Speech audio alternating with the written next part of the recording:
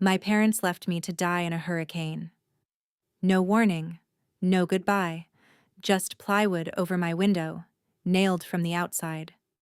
The power went out before the storm even hit, and for the next 21 hours I sat in the dark, listening to the roof shake, wondering if it was going to collapse on me. I was 16. And when they came back, they didn't ask if I was okay. They asked if the house was damaged. That was the night I stopped being their daughter. 10 years later, they were the ones calling me, begging me not to take everything from them. But by then, it was too late. Because the house they chose over me was never theirs to begin with. And if you want to understand how it all ended up like this, you have to go back to the beginning. My name is Rachel Turner. I was 16. I wasn't always the girl sitting in the dark, waiting for a roof to come down. It didn't start with the storm. It started small, quiet enough that you don't question it, especially when you're a kid and don't know any better. My younger brother Ethan got praised for things that were expected of me. If he brought home a B, my mom taped it to the fridge like a trophy. When I brought home straight A's, my dad barely looked up, just nodded once and said, "That's what you're supposed to do." That was the difference. Ethan was celebrated. I was just expected. He got new sneakers every school year, still smelling like the store. I got his old pair when he was done with them, even if all that meant was a crease across the toe. When he turned 16, my dad helped him pick out a used pickup truck. Nothing fancy, but it ran. He called it Building Independence. I walked 2 miles home most days, even in the summer heat. He called that Building Discipline. Same house, same parents. 2 completely different definitions of love. My mom had this way about her that fooled people. Always smiling, always patient. Worked the front office at an elementary school, volunteered at church, handed out meals like kindness never ran out. And maybe it didn't. Just not for me. I used to watch how she talked to other kids. Soft voice, eye level, like what they said mattered. Then I'd come home, stand in the kitchen doorway, try to tell her about my day, and feel like I was interrupting something more important. My Aunt Carol moved in when I was 14, called it temporary. It wasn't.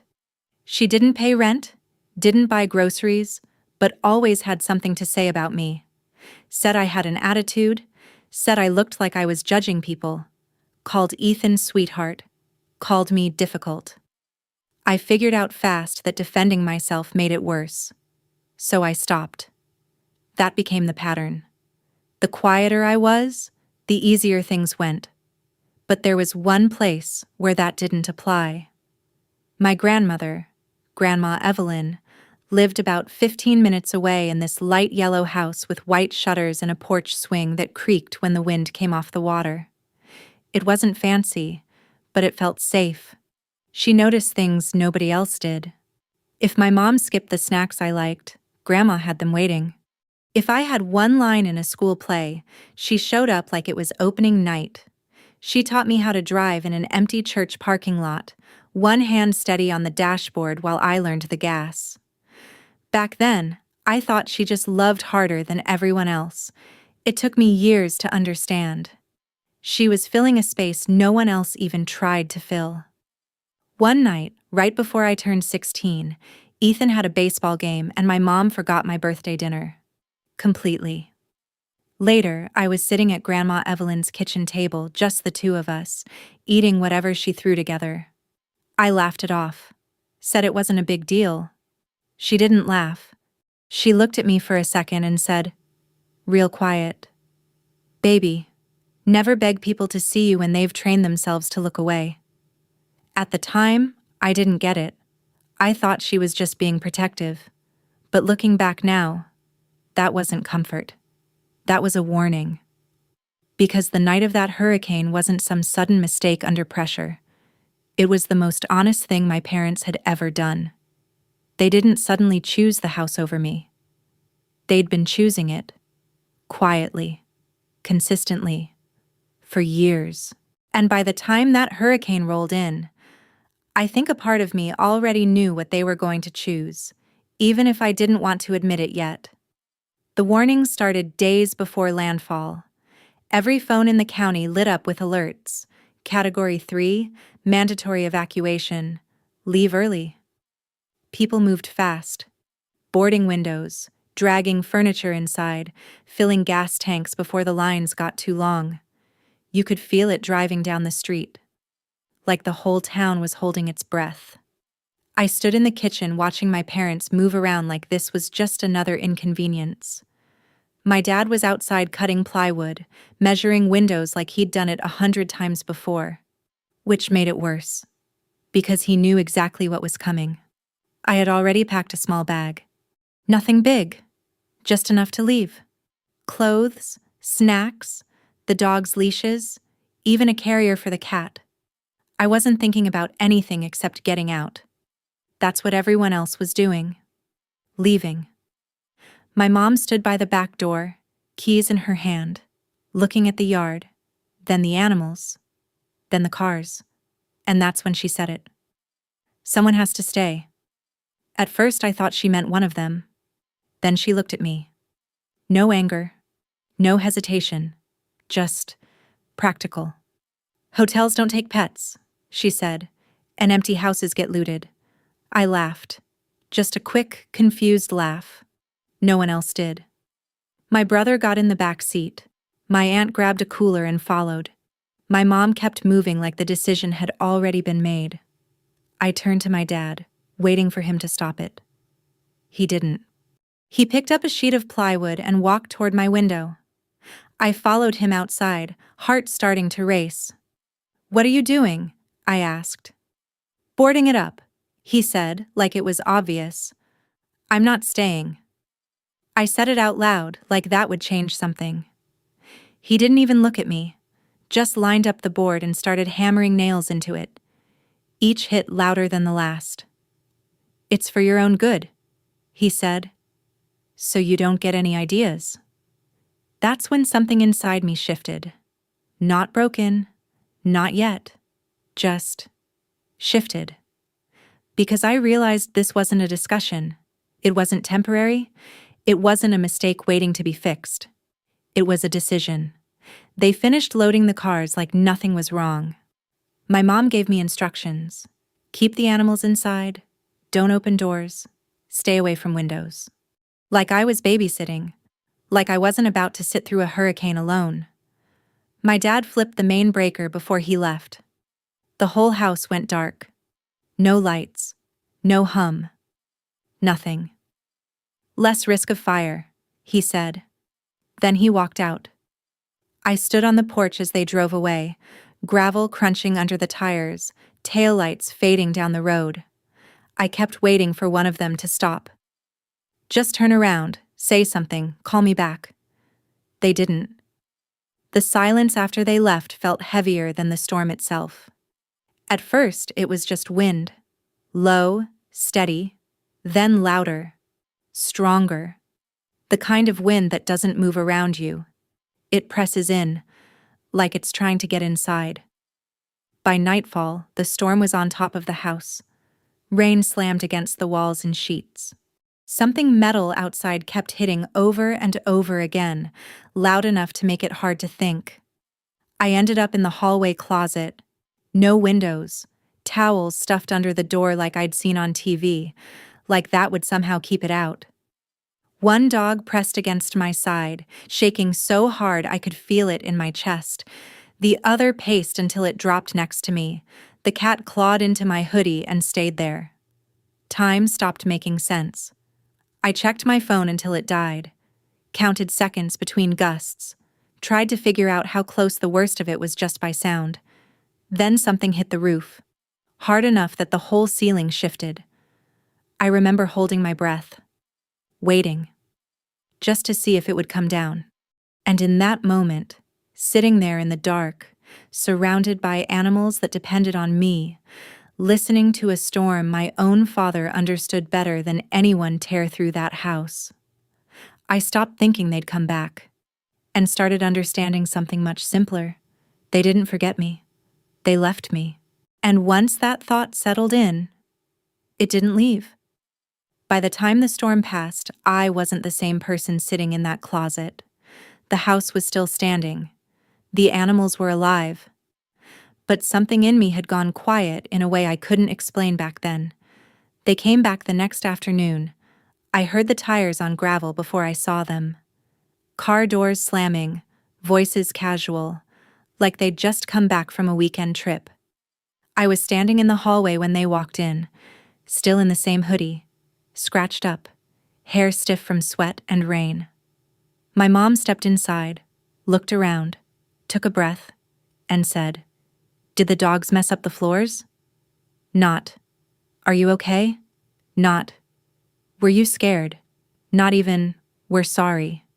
Just the floors. My dad walked past me, straight to the windows, checking the boards like it was a routine job. Ethan dropped his bag and complained about the hotel breakfast. My aunt talked about the pillows. I stood there, waiting. Still, somehow, expecting something human. Nothing came. "I thought I was going to die," I said. My voice sounded flat, like it didn't belong to me. My mom sighed. "Rachel, stop being dramatic. The house is fine." That was it. That was the moment something didn't just shift. It shut down. After that, I stopped trying. Not all at once. It wasn't dramatic. It was quiet. Practical. I stopped telling my mom about my day because I already knew she wasn't listening. I stopped asking my dad for rides because I knew it would turn into a lecture. I stopped reacting when Ethan called me the ghost of the house. Because reacting only made it worse. I learned something simple. Silence could protect me better than words ever did. At home, I became easy. No arguments, no complaints, no expectations. Just someone in the background, doing what needed to be done and staying out of the way. At school, it looked different. Teachers called me focused, said I was mature. Counselors talked about my direction. They thought it was ambition. It wasn't. It was escape. Every application, every late night, every scholarship essay, it all pointed one way. Out. I wasn't building a future. I was building a way out. And for a while, that was enough. Having a way out, having a plan, having something that felt like mine, even if it was just the idea of leaving. College gave me distance, but it didn't give me answers. Not right away. On paper, everything looked right. Classes, part-time jobs, internships. But something still felt off. Like parts of my life didn't quite line up. It wasn't until my early 20s, sitting back in Grandma Evelyn's kitchen, that things finally started to make sense. She looked smaller that day. Not weak, just quieter, like she'd been carrying something for a long time and was finally ready to set it down. We sat at the same table as always. Tea in front of her, untouched. Cookies she kept sliding toward me like I hadn't just eaten. She asked about school first. My classes, my job, whether I was sleeping enough, all the usual things. Then she paused. "There's something you need to know about that house." I thought she meant repairs, taxes, something practical. It wasn't. "That house your parents live in," she said. "It's not theirs." I blinked, thinking I misheard. "What do you mean?" "It's mine." Just like that, everything I thought I understood shifted. She explained it slowly. Years ago, when I was little, my parents moved in saying they needed help getting back on their feet. It was supposed to be temporary. It wasn't. They never left. Never took over the bills like they promised. Over time, they just started acting like it belonged to them. They treated it like an inheritance, she said, not something they were still borrowing. She told me about missed property taxes she quietly covered, repairs they ignored that she paid for herself. All the times she convinced herself stability would make them better people. "I thought love would make them kinder," she said. I didn't know what to say, because I had spent my whole life trying the same thing, just on a smaller scale. And it didn't? I asked. She shook her head. No, it made them comfortable. That word stayed with me. Comfortable enough to forget where the house came from. Comfortable enough to treat it like theirs. Comfortable enough to leave a 16-year-old girl inside it during a hurricane. She reached across the table and took my hand. I changed my will. I felt it before she finished. The house is going to you. My first reaction wasn't relief. It was dread. You can't do that, I said. They'll say I manipulated you. They'll say I turned you against them. They're going to say something no matter what, she said. That's not new. But they'll hate me. She looked at me, really looked at me. Baby, they've been choosing not to love you properly for a long time. This doesn't change that. That hit harder than anything else. Because it was true. I had spent years believing if I did enough, stayed quiet enough, proved myself enough, something would shift. Nothing ever did. This isn't about taking from them, she said. It's about giving something to you. That house protected people who never protected you. When I'm gone, I want it to protect you. I sat there trying to process it. That house, the same one I'd been left in, the same one that never felt like mine, was suddenly mine. Not emotionally, legally. Something solid. Something they couldn't take back. For the first time in my life, I had something that didn't depend on their approval. I didn't celebrate. I didn't cry. I just sat there, holding her hand, realizing everything I thought I knew about my family wasn't the whole story. And for the first time, my ending wasn't already decided. And once I knew that, really knew it, something inside me settled. Not in a comforting way. More like a line had been drawn, clean and final. For the first time, I wasn't waiting for them to change. I wasn't hoping anymore. I was done. The day I left for college, there was no big goodbye, no hugs, no advice. It felt less like leaving home and more like checking out of a place I'd stayed too long. My mom stayed in the kitchen, scrolling her phone, asking if I was making a scene by leaving. My dad didn't look up, just asked when I'd be back to clean the garage. Ethan leaned on the wall, told me not to get too full of myself.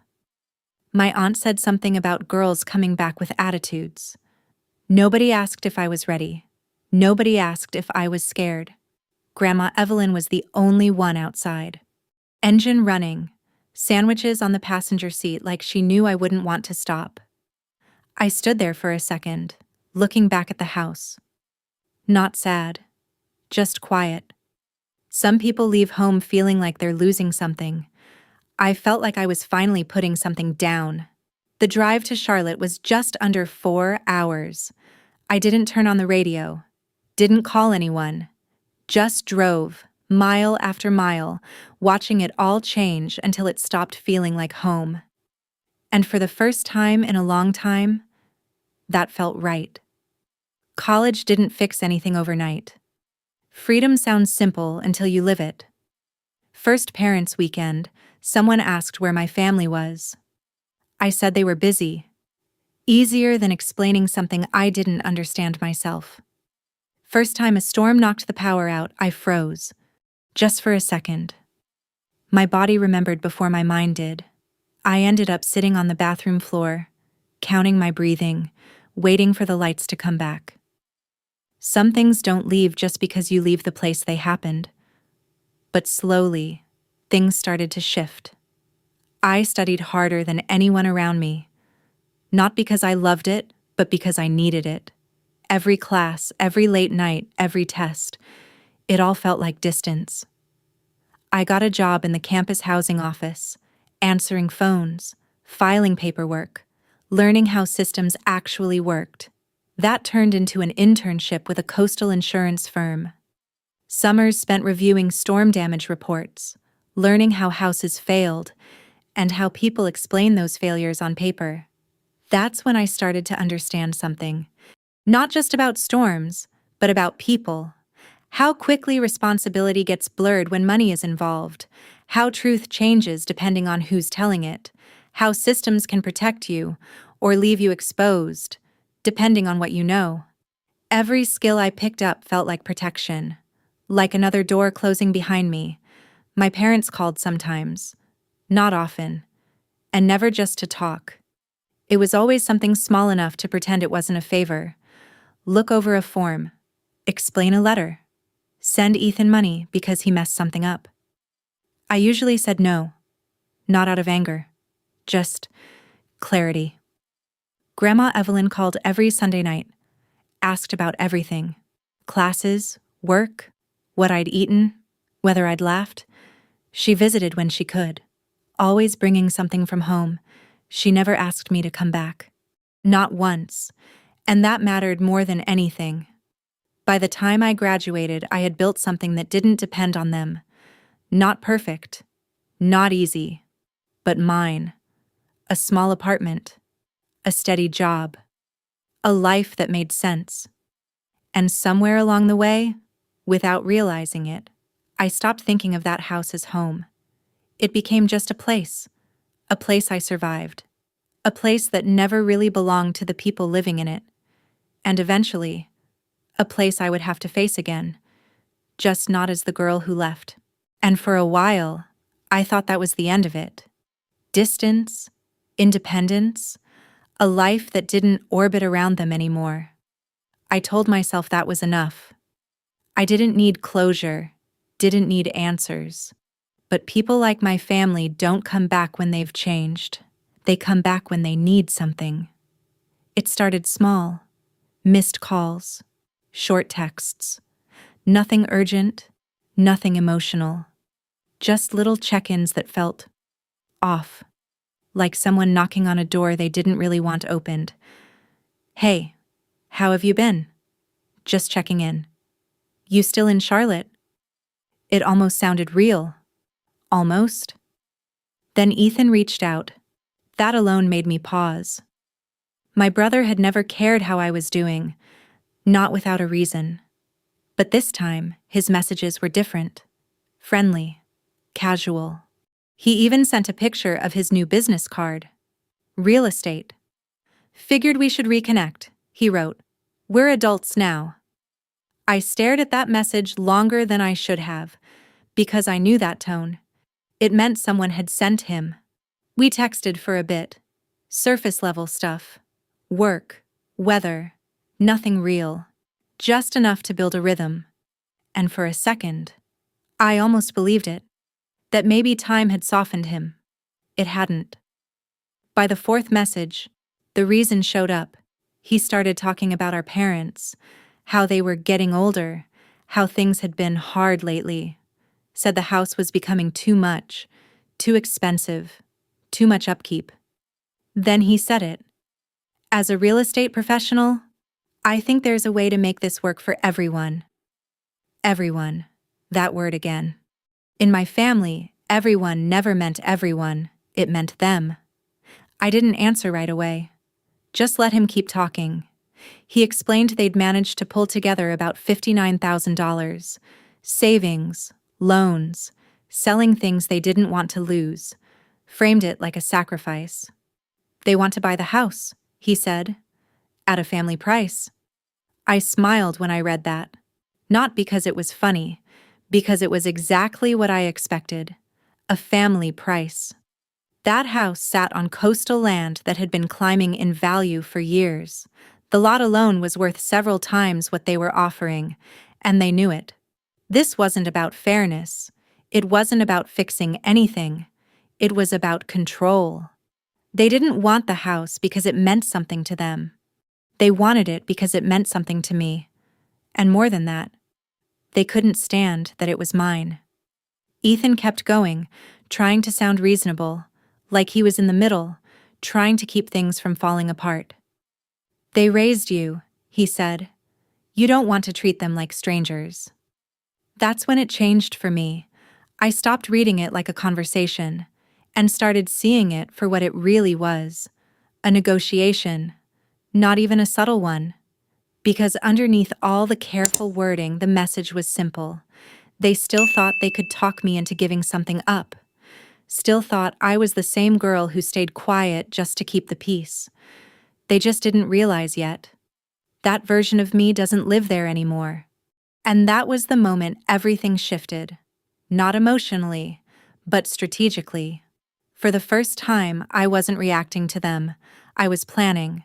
I didn't argue with Ethan, didn't explain why the offer was insulting, didn't bring up the past or ask for accountability. There was no point. Those conversations had never changed anything. So I stopped treating them like family and started treating them like tenants.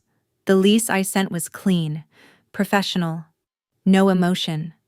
Market rent based on comparable properties within a 9-mile radius, payment due on the 1st, late fees after the 5th, maintenance requests in writing, no unauthorized occupants, no long-term guests, just rules, clear, enforceable, non-negotiable. My mom called it humiliating. My dad called it disrespectful. Ethan said it was disgusting to make your own parents sign a lease. I didn't respond. I gave them 35 days to sign, or leave. They signed on day 30. I remember opening that file, seeing their names at the bottom. Michael Turner, Susan Turner, the same two people who boarded my window and left me in the dark. Now asking for permission to stay. I didn't feel victory. I felt steady. For the next 3 years, everything stayed where I needed it. On paper. Rent came in. Sometimes late, always with excuses. But it came. Every message documented. Every request in writing. No calls, no conversations, just records. That bothered them more than anything. My mom tried to pull me back. Long messages about family, forgiveness, how things used to be. She wanted emotion, something she could shape in real time. I gave her silence and a reply thread. My dad kept things short, direct, the same tone that used to make me feel small. It didn't work anymore, because I wasn't a kid in that house. I was the one holding the documentation, the deadlines, the authority. And slowly, they started to realize it.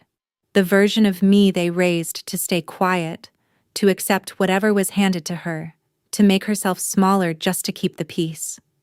She was gone, and in her place was someone who didn't need to raise her voice at all, because the system was speaking for her now. And for a while, that system held. Until it didn't. The first crack showed up in the payments. A few days late, then a week, then 1 month with nothing at all. Around the same time, Ethan started reaching out again, friendlier than before. That's how I knew. People like my family don't reach out unless they're preparing a move. Then came the call about the meeting, a permit hearing for the buyer I'd lined up. Renovation plans, safety upgrades, the kind of changes that actually respected what that house had been through. And suddenly, my parents cared about the neighborhood. By the time I drove back into town, I could feel it. The looks, the pauses, the conversations that stopped when I walked in. Mr. Harris filled in the rest. My mom had been going door to door, telling people I was unstable, that I manipulated my grandmother, that I was pushing my own parents out for money. My dad hinted he still had connections, that permits could get complicated. Ethan was digging. My aunt was talking. Same pattern, just louder. I sat in my car for a minute, engine running, not shocked, just tired. Because even now they still thought they controlled the story. So I stopped reacting, and I started preparing. I hired an attorney, Laura Bennett, sharp, direct, not interested in emotion when facts would do the job better. We didn't chase every rumor. That's exactly what they wanted. We focused on what mattered: lease violations, unauthorized occupants, interference with a legal sale, facts, clean, documented, defensible. A 30-day notice went out. That's when the calls started. My mom first. 17 times in one afternoon. Messages shifting from anger to pleading to something that sounded like regret. You're tearing this family apart. Your father's health can't handle this. This isn't what your grandmother would have wanted. I read them. Then I set the phone down. My dad didn't call. He texted. You think paperwork makes you powerful. Permits can get complicated. I showed that to Laura. She smiled. Good. He put it in writing. 6 days later, we walked into the hearing. Low brick building, folding chairs, fluorescent lights. The kind of room where people think decisions are small until they're not. The company went first. Clean presentation. Everything by the book. Then came public comment. My mom stood up. Soft voice, shaking just enough to sound real. She talked about family, about legacy, about how I'd changed. Said I was obsessed with money, that I was forcing them out. Said she was afraid.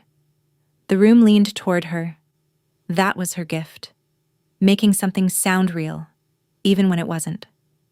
My dad stayed quiet. Ethan played conflicted. My aunt nodded along. They had rehearsed this. I let her finish. Then I stood up. No raised voice, no matching her tone. Just clear. My name is Rachel Turner. I'm the legal owner of this property. You could feel the room shift. I walked through the lease, the terms, the signatures. Then I showed the video. My aunt inside the house, where she wasn't supposed to be. Proof. No argument needed. Then I read my dad's message out loud.